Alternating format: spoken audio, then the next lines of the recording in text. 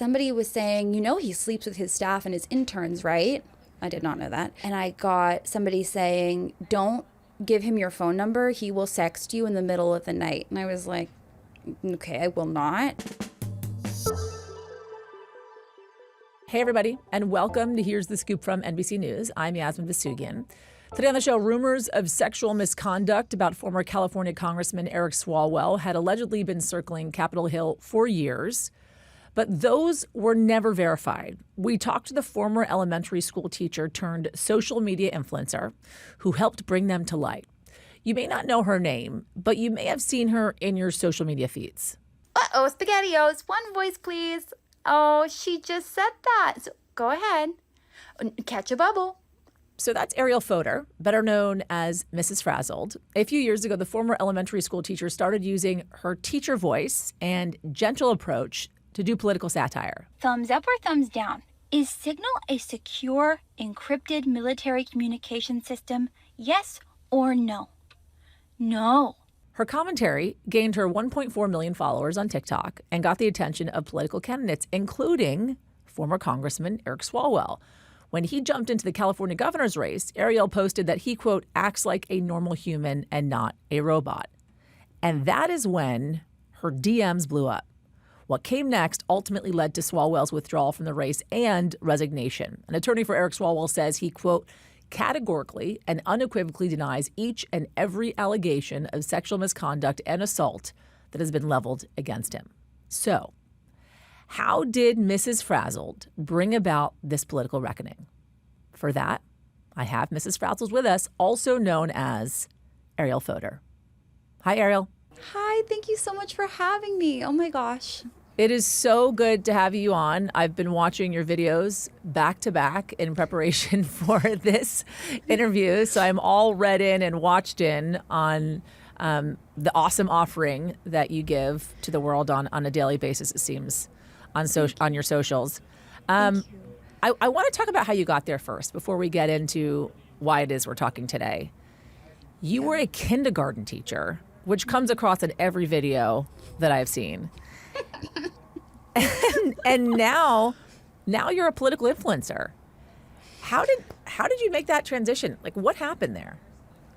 Oh my goodness. And just to say, I also love everything you do. So I'm so honored to be here. And thank you. I really just started out because I was at a school that really talked about social justice a lot. And we were learning all kinds of things about the intersection of education with social justice and, by extension of that, politics, because everything that happens in a school is imposed on the school by a school board or a board of directors if it's a private school or a charter school even, or the state or the federal government. So teaching in and of itself is political.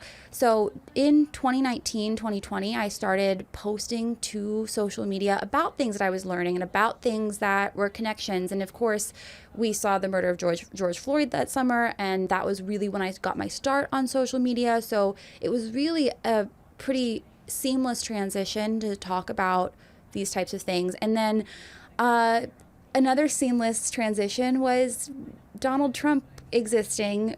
One evening, we got finished with our teaching kindergartners on Zoom, and we started saying, wouldn't it be funny if we talked to different people like our kindergarten students? And we started like riffing and doing it. And I was like, oh my gosh, I know just who needs to hear this. And I started doing that shtick with Donald Trump and other politicians and public figures.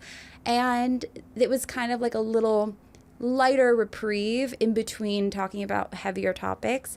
So, I mean, it was really kind of an easy transition from teaching into politics. And I specifically cover education news and policy updates when I'm not doing this.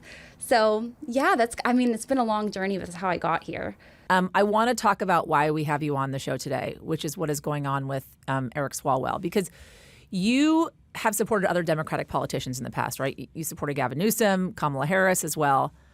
But then you decided to post about Congressman Eric Swalwell and his campaign in running for governor of the state of California. And immediately when you started posting about this, you started getting messages about your support for him. What were you being told? right off the bat, I got really out not normal messages. I got somebody was saying, he sleeps with his staff and his interns, right? I did not know that.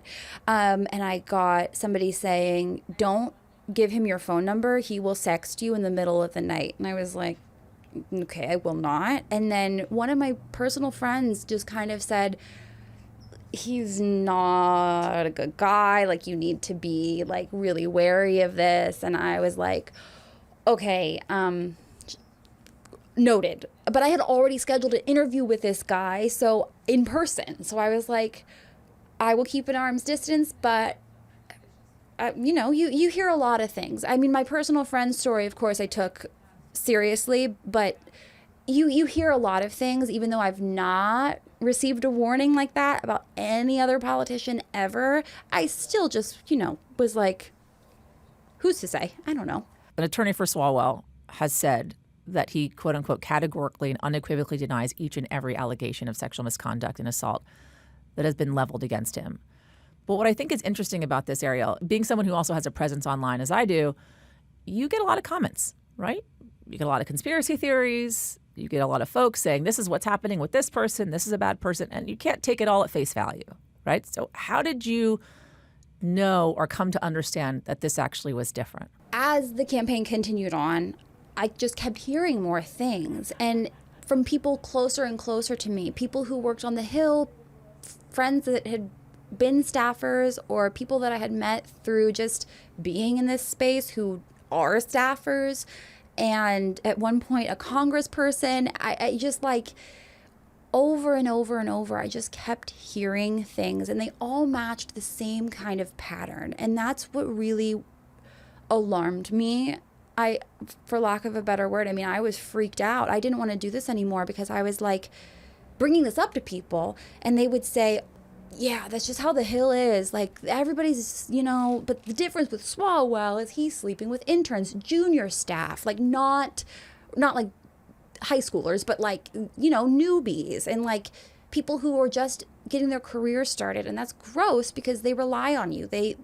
Their whole career and their whole future, it seems, when you're that age especially, is in the office that you're working your first like job post-college, right? So that was what was flawed, was like everybody's sleeping with everybody, but he's like, it's worse with him, and that's gross, and everybody knows not to talk to him. This is what people were telling you. Yes, over and over. And I was like, oh my God. It was and like this was all online? No. Arielle, this was all online, or these were actually conversations that you were having now? Conversations in person. At this point, once things took off, people would be like, oh, I see Swalwell's running in your state. And they would start to talk to me, people that I knew, people I'm friends with. And I was just like, we have this is crazy. What do you mean this is just how it is? It can't be how it is. There was a member of Congress that spoke to you? Mm-hmm. Who is that member of Congress? I can't say. But there, as we've seen now in the media, people have been speaking out that have been former speakers of the House and other politicians saying, yeah, we knew. So it was like an open secret, and it was just something that was just known, which is, they didn't know about the assault, of course, or the assault allegations, of course, but he certainly had a reputation. So what did you do next? I started trying to get other people to talk about it. I had found some things. I got a little obsessed about it, but I had found some things that were like half reported a while ago that I suspected was Swalwell, but didn't know until later that it was. But I was just gathering all this information, and I was like, will somebody else do something about it? I'm everybody I've ever known who has any proximity to politics or journalism or the media, I was getting a message from me being like, hey, have you heard this? Is it going to come out? Is anybody going to do anything about it? Or is he going to You were asking these questions at this point. Yeah, and nobody wants to tell a content creator. Like, nobody's like going to feed a content creator what I have come to find out is called opposition research. I learned that word. Nobody's doing that. So they were like, what does this lady want? But I was just hoping that somebody would do something, because I was really concerned that he was about to get a new stomping ground. I was worried that he was going to leave Washington, D.C., where he had done all this harm for so many years, and then show up in Sacramento and basically keep doing it or do it again. And from what I had heard behind the scenes, it seemed to me like he was escalating his behavior.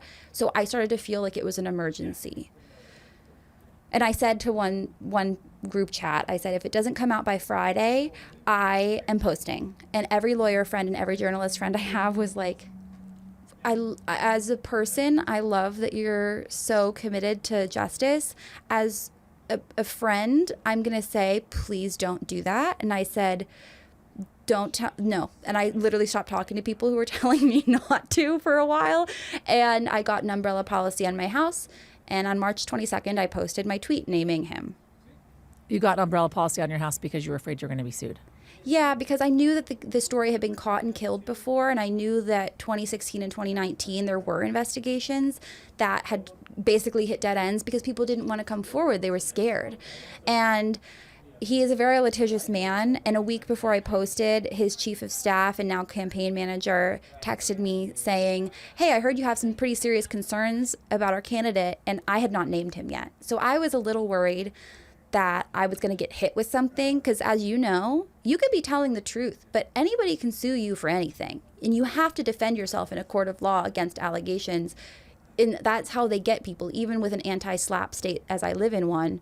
It's just, you just never know if they're going to do something. So I was like, okay, I'm going to make sure they can't take my house, and then we're going to move on. And I did. I can only imagine what it feels like to go up against a congressperson who's running for the governor's office in the state of California, in your home state. Did you communicate with the women that had been reaching out to you about these allegations before you went public on that Friday? Yeah, they knew that I was going to, and nobody that had come forward to me had any concerns about it. I mean, they know that I'm a really good fact checker. I'm a really good researcher, and they trusted me, even though it seemed like maybe I had lost my mind. They were like, okay, but I wasn't going to out anybody. That's the thing. I was very determined. I was not going to post receipts. I was not going to tell anybody's story. I was just going to say what I knew because I wanted to be like a lightning rod. I knew also the more people that attacked me, because I knew I would get attacked, I knew the more people would see it, and the more people that had been victimized by Swalwell or had experiences with him would see it. And I was like, that's what it's about. Because at that point I had a lawyer for them because I had heard about NDAs and settlement agreements, and I just wanted to make sure that women who basically had been told for years that they were the only one this had happened to would know that they weren't the only ones that this had happened to, and that there was support for them if they chose to speak out about it, more than like just going to a reporter or something. Have you spoken to any of these women directly that have made these allegations about Swalwell? Yeah. I was actually in a group chat after Cheyenne Hunt posted. Annika, Cheyenne, and I were in a group chat from like April 1st until today. And we just were pounding the pavement on it every day. We were trying to, we just were using everything in our disposal to make sure that we could get a critical mass of women so that it could be investigated thoroughly and reported on, and in a major publication, which was, as we know now, CNN. It was so much of a whirlwind, but Cheyenne and I never even crossed our sources. I still call some of her sources nicknames because I didn't give her my contacts and she didn't give me her contacts, because we wanted to honor the people that were coming forward, and make sure that they didn't feel like we were just like gossiping behind the scenes, because that was so not what this was about. So we were just like, we were in touch with our sources, and then Annika every day. Is there anything that you can share, even anonymously if you can, of what some of the women have told you since you posted the video and about the allegations made against Swalwell? Yeah, I mean, it's been very touching, and it's been a lot of like thank yous, and I feel free, and I feel like I can move on with my life, and things that have just been like I kept saying, all I do is cry. Like I've received very, very touching messages from the women who've come forward, including some of the Swalwell Jane Does who they sometimes Cheyenne and I would put people in touch with each other anonymously, so I still don't know who they are, but it's just crazy that I don't know people's names, but we've had such conversations. But what I keep saying to them is like, this wouldn't have happened without you coming forward. I keep telling them that because it's true. Like, the only reason we're where we are today, and we're seeing this like second reckoning of women standing up and saying men cannot rely on our silence anymore, the only reason is because those women came forward. And this through and through has been like a true like women supporting women, like working together. And people can say whatever they want about like a whisper network or gossip. The whisper network is what kept people safe, and now we're like blowing it up. What's interesting to me though too is something that you said earlier, which is something that I've thought a lot about as well, whereas this was kind of this quote unquote open secret on Capitol Hill, right? What do you make of the fact that so many people, it seemed, knew of his alleged behavior? Mm-hmm. Yeah, it's very disappointing. And, it's a real shame the way that people put politics above just like justice or doing the right thing. And I just am so disappointed by it, but not surprised, I guess, because this is the world that we live in, It's just such a disservice, but that's why I think it's valuable for like my part in the trio that was working on getting this to the media and getting all the survivors connected. My role was really somebody who I knew once Swalwell's team started running Oppo research on me, they weren't going to find anything. I knew that I'm never going to run for office. So they can start a file and say whatever they want about me. I don't live in DC. This isn't my social circle. This isn't my professional circle. I do not ever need to go to DC again. So they, in a way, couldn't hurt me in the way that they could hurt these women who had things happen to them with their career and life being dangled over them like a carrot, So, it's so important to me. And I really deeply believe that if you have the opportunity and the privilege to speak up about some things, we don't always. And a lot of my friends don't. But like, I had the privilege of not being able to be hurt by the people that wanted to hurt people coming forward. And I was like, I'm gonna do this, and it's really important to me. You took out, though, an umbrella policy on your house. Has he come for you? Has Swalwell come for you legally? No, and you know what? I expected him to.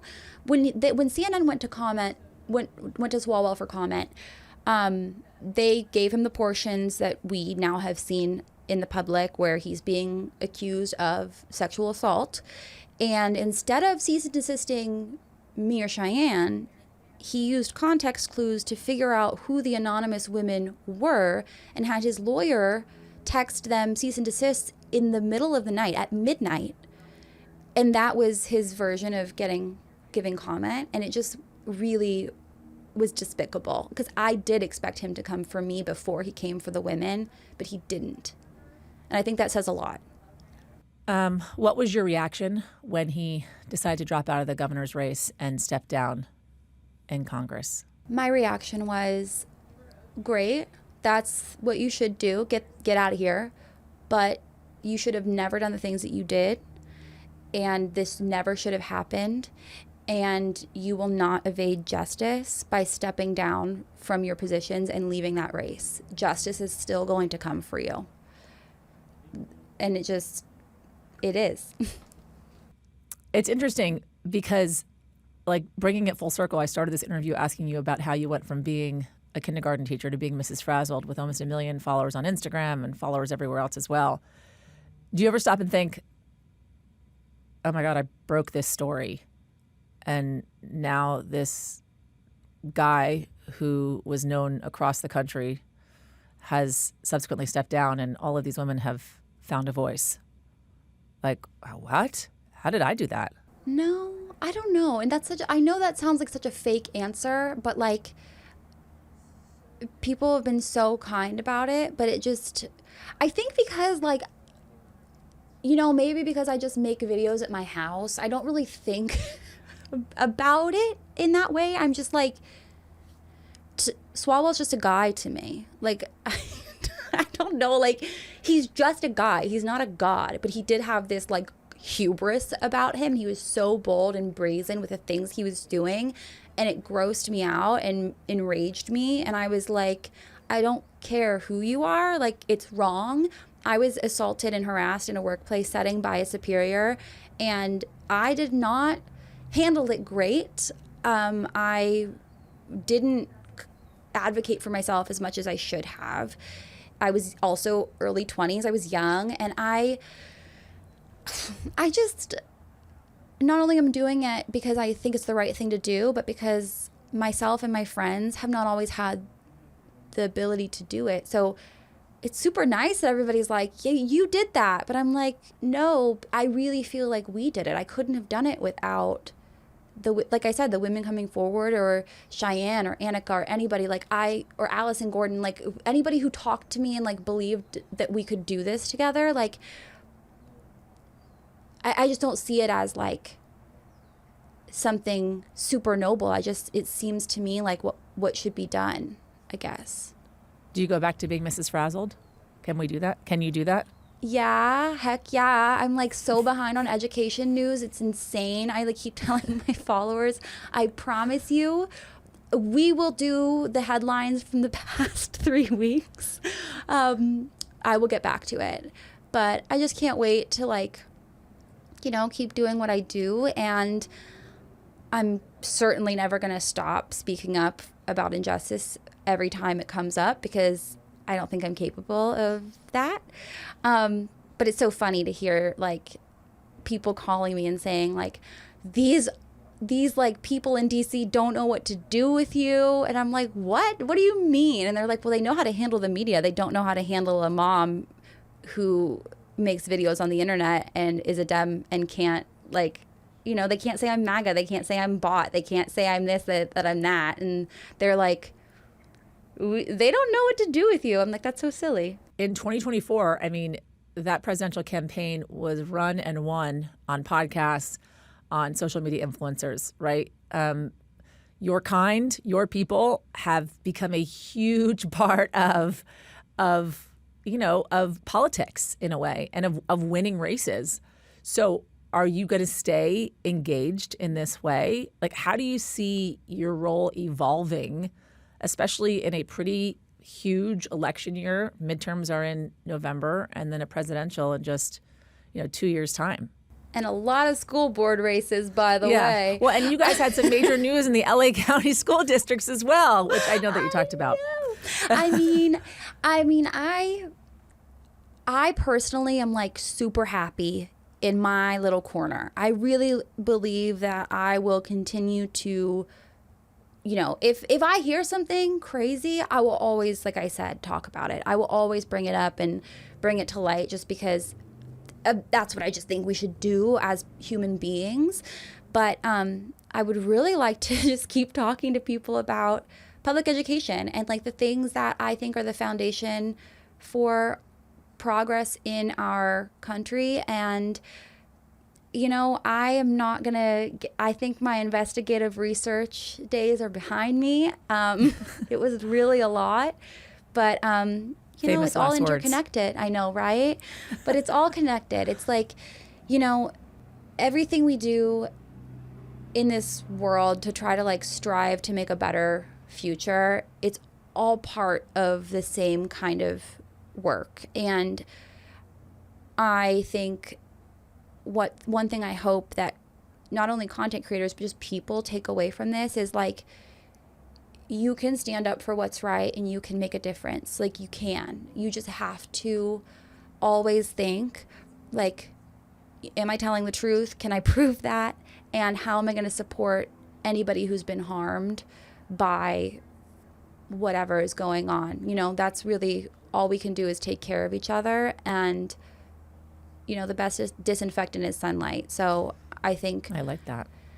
I forget where I heard that. Somebody will tell me. But yeah, I think going into the next election cycles, the fact that there are politicians who are afraid of that, they should probably be afraid of that, because I think we're done keeping their secrets. Mrs. Frazzled, a.k.a. Arielle Fodor, thank you. Thank you. We thank you for watching, and remember, stay updated on breaking news and top stories on the NBC News app or watch live on our YouTube channel.